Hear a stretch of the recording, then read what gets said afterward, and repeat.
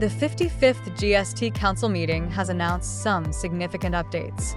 Firstly, for hotels, GST on restaurant services will now be based on the actual price paid for rooms, rather than the displayed tariff. If any room prices were over Rs 7,500 in the preceding financial year, the GST will be 18% with ITC.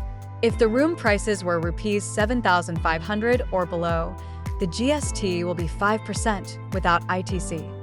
Hotels now have the option to pay 18% with ITC on restaurant services by declaring this at the start of the financial year.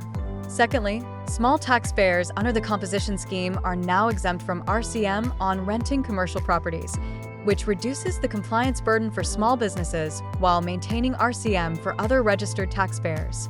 Thirdly, GST will now apply directly to sponsorship services provided by body corporates under the forward charge mechanism, ensuring clarity and reducing disputes.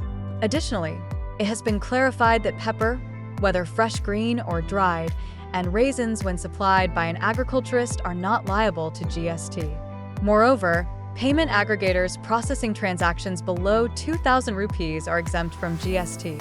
This exemption applies only to payment aggregators and not to payment gateways or fintech services that don't require fund settlement.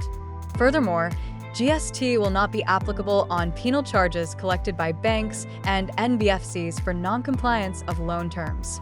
The group of ministers on compensation cess, rate rationalization, and health insurance has been given more time to finalize their report.